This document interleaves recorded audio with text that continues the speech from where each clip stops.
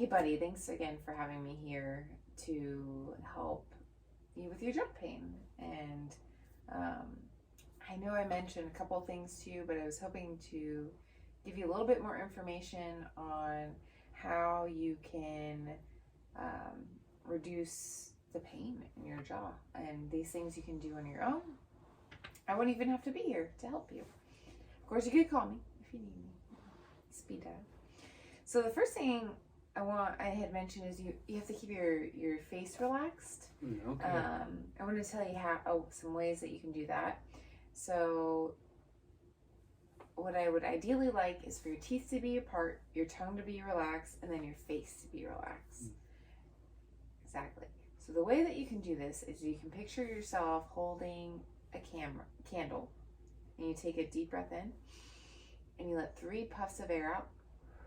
Okay. And by the 3rd puff of air, your teeth will be slightly apart, your tongue will be relaxed, and your face will be relaxed. Can you try that for me? Let me try it.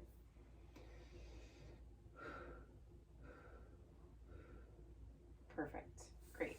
All right. So it's easy to do, but what I want you to do is to set a reminder throughout the day. So you're not using pain as a reminder. You're like, oh, I'm clenching my teeth, and that's your reminder. You want to set a reminder so then you get used to being at the position of rest. That makes sense. So a couple ways you can do that.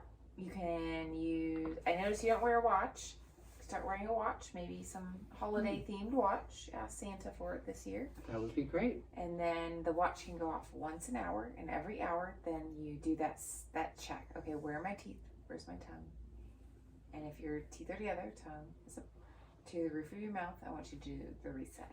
Another way is, if you have a smartphone, there's an app called the No Clench app. You can download the app and set it to go off once an hour too. So other things that I would like you to do is to minimize any actions that are causing pain. So that could include biting your nails, your lip, the inside of your lip, your cheeks, your gum, and chewing any gum, I should say. I know that you really enjoy holiday candy, especially the chewy kind is what you were talking about. So Guilty. taffy, want to avoid that for now, okay? Okay. The other thing you do want to do, we're going to be gentle to our jaw, but you do want to move the jaw. Movement will promote blood flow. Blood flow will promote healing. It will flush out waste cells, bring new blood flow in. So ways that you can do that, gentle movements, are opening your mouth. Yep, and real slow. Exactly. It's not no pain, no gain. The other thing is side to side. Okay, I feel that. Yeah, so gentle movements is a good way to promote healing. The other thing I had to mention to you when we were talking about is using moist heat. So you can get a washcloth, really warm, and then put them on your face where you're feeling the pain and hold it for a few minutes. Ideally 10 to 20 minutes. It's going to run out of heat, so you can kind of re-moisten it with some more moist heat, and doing that 2 to 4 times a day. Okay. Another thing that I had already mentioned is avoiding those chewy foods, small bites. So, you may be tempted to eat a big caramel apple and just take a huge bite, but really cut that caramel apple up. Maybe avoid the caramel altogether. Maybe use applesauce instead. Then just something really soft. And you do want to be hydrated throughout the day. Maple syrup is great, not great for hydration. I want to stick to some water. Okay. And healthy foods. I know, are you still kind of enjoying the sugary foods these days? Definitely enjoying all the sugar I can get. Yeah, no. And that, I don't blame you. Sugar is delicious, but try to mix in some broccoli, whole grains, and limit the processed food, limit the sugar. All right, I'll see what I can do. And do it gradually. No need to go cold turkey. You just want to gradually change your diet to a more wholesome diet. The other thing that you that's recommended from us is that you want to limit caffeine. I know you don't drink coffee, but maybe lots of hot chocolate. Yes, and soda. And soda. Both of those have high caffeine. So caffeine is muscle tensing. So it will, and it will be in your system for 6 to 8 hours. Yeah, so really wanting to limit the amount that you use per day. 1 beverage. All right. 1 to 2 max. You want to avoid any unnecessary stress on your jaw and neck. So if you have to yawn really big, bracing your yawn with a fist under your jaw there. If you have to do any dental appointments, that you ask them to take breaks, or avoiding them for now while you're in this time of healing, and then taking breaks if you're in long dental appointments. And then, watch any objects that you're carrying that maybe put stress on your neck. I don't know if there's some things that you're doing around here helping else for the holidays where you're carrying extra loads on your back, but just be really careful to reduce the strain. Posture is important. I'm not giving good posture right now, but you want to avoid that forward neck. So, call it text neck, where your neck is forward. Maybe you're closely working on toys. So really trying to keep, avoid the forward head posture. Okay. So you want this ear to be in line with your shoulder versus in front of your shoulder. Yeah. Yep. Perfect. And avoid stomach sleeping. That puts strain on your neck too.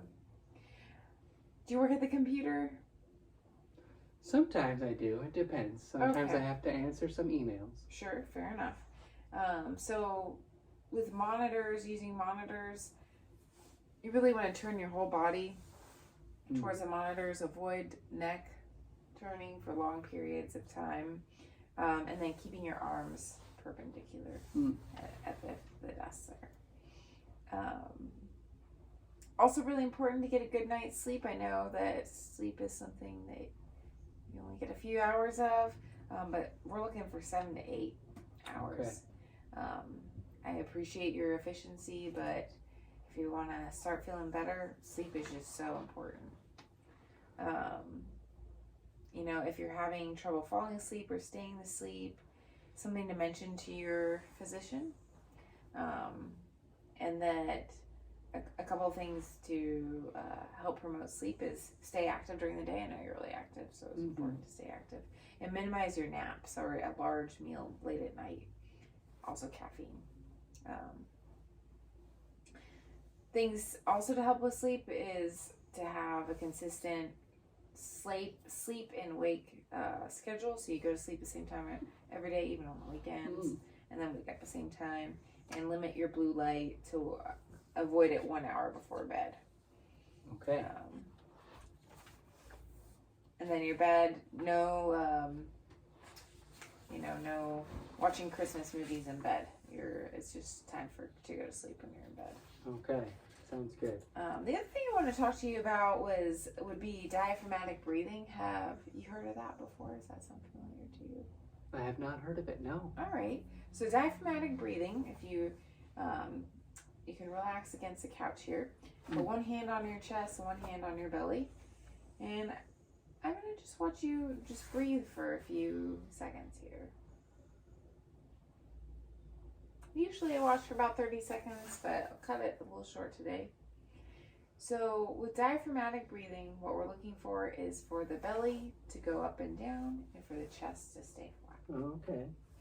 So the reason we do this, buddy, is that we want to activate our rest and digest, our parasympathetic nervous system, and to calm down the sympathetic nervous system. Okay. By doing that, it will help to reduce pain.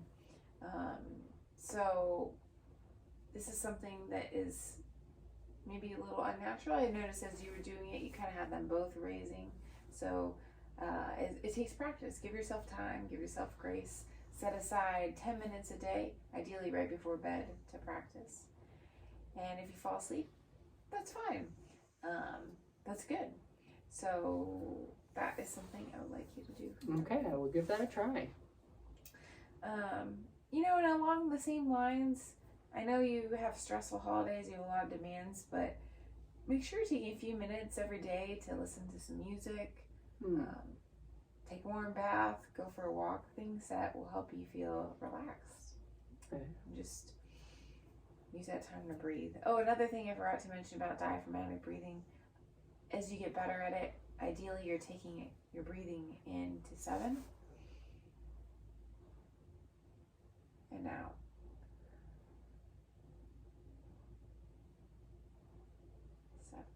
Okay.